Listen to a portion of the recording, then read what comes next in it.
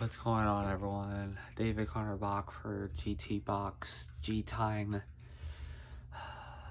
Just a small little video that I am making of a Seth Thomas clock, an old vintage Seth Thomas wall clock. It's a quartz movement.